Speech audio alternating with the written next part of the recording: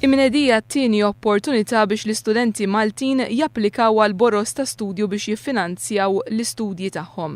800,000 euro oħra mill-Fond Soċjali Ewropew ġew allokati biex minnhom jibbenefikaw madwar 100 student li jixtiequ jkomplu jistudjaw f'livell ta' masters. Ħabru dan il-Ministru għall-Edukazzjoni Evarist Bartolo u s-Segretarju Parlamentari għall-Affarijiet Ewropej Ian Borg illi spjegaw kif mill-bidu tal-leġislatura sa issa sar investiment ta' aktar minn 3,500,000 euro fl-edukazzjoni. Permezz ta' dawn l-inizjattivi qed jiġu utilizzati 15 miljun euro mill-Fond Soċjali Ewropew illi l-Gvern sab illi kienu f'riskju illi jintilfu. Fil-fatt il-Kummissjoni Ewropea konfermat li permezz ta' dawn l-inizjattivi m'għadx hemm riskju li jintilfu l-fondi illi minnhom jista' jibbenefika pajjiżna.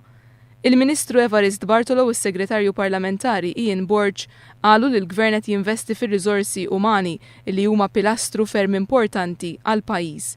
Ikkonferma l-importanza tal-investiment fir-riżorsi umani id-Direttura tat-Tagħlim tul il-ħajja Mario Azzopardi illi fisser kif dan se jkun ta' benefiċċju għall-ekonomija Maltija. L-akbar investiment li jista' jkollu l-pajjiż huwa proprju l-investiment fir-riżorsi umani. Illum il-ġurnata l-erf huwa l-aktar ħaġa importanti u naħseb hekk aħna rridu ekonomija b'saħħitha, rridu nies li għandhom ħiliet ferm akbar. Sa issa diġà benefikaw 330 student mill-iskema tal-boros ta' studju Masterit, bil-maġġoranza tagħhom ikunu nisa.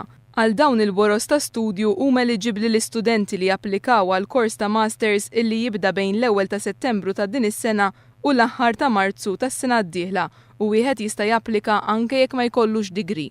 Student li jkompli jistudja f'Malta jista' jieħu massimu ta' 8,000 euro minn din l-iskema, filwaqt li studenti li jkompli jistudja barra minn Malta jista' jieħu massimu ta' 10,500 euro.